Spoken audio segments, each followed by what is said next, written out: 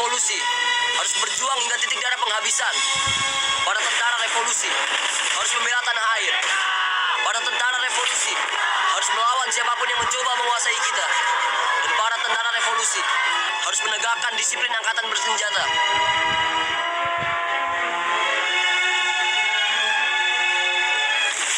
Hello everyone, Assalamualaikum warahmatullahi wabarakatuh.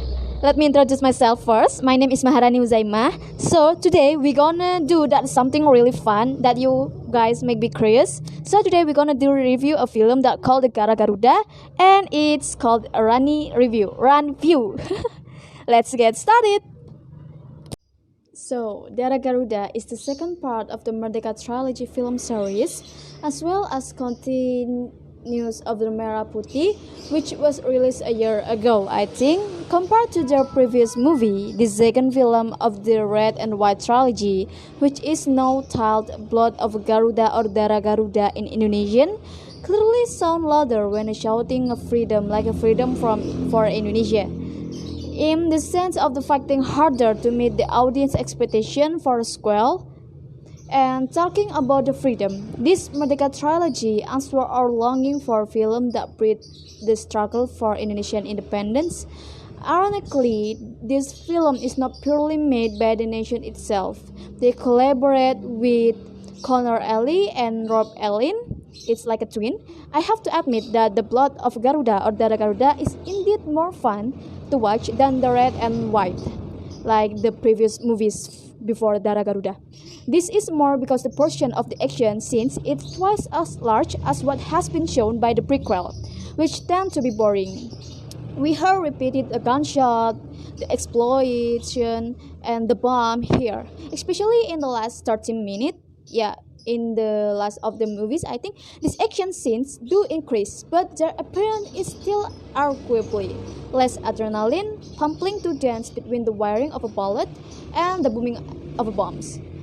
On the other hand, this film provides a drama side with more portion. You could say it's too much, but based on my opinion, it's like just the movie with the romance in the inside. So it's normal, guys. A drama wrapped in treasonous intrigues can indeed add a variety to the story with dramatization, knick-knack here and there.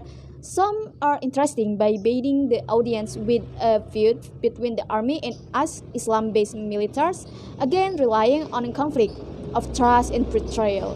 The Dutch were also given more time to tell stories, in contrast to the first film, which was dominated by the stories from the side of the fighter than the Dutch itself. Okay, the synopsis of this Darah Garuda movies is about four young cadets are assigned a top secret assignment.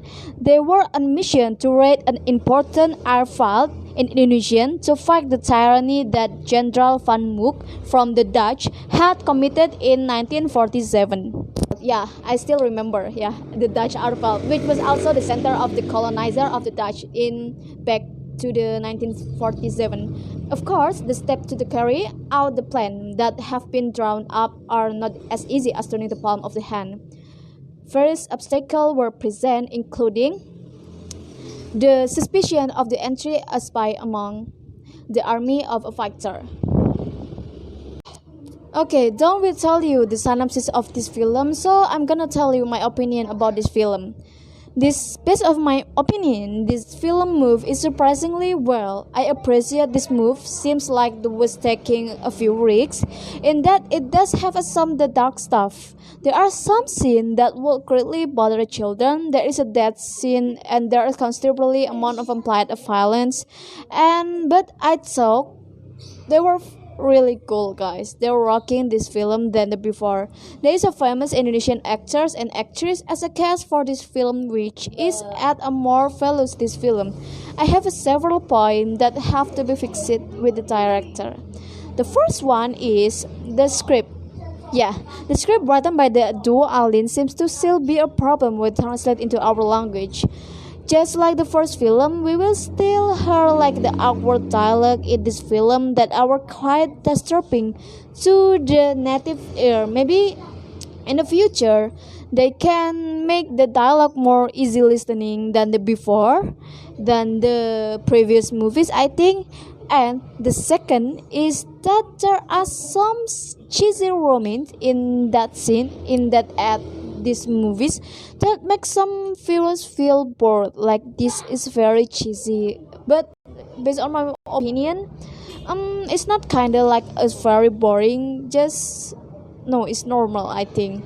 And because they save the best moment at the end of the film, allow the audience to go through many moments that tend to be boring before reaching the golden age in the last. If because of the script, there are actually many awkward moments, guys, that are created with the rank of the cast, I think, because they use a formal language, not like Indonesian usual language.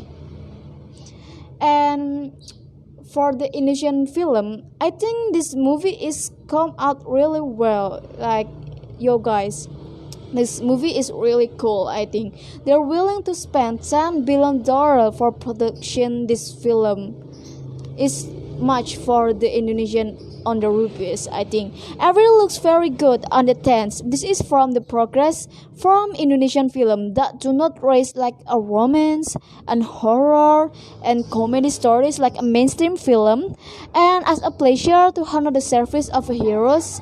I think this film worth watching was watching you guys, and I recommend you guys to watch this film. Okay, thank you for all of your attention. I think it's all of my video. See you on my next project. Bye bye.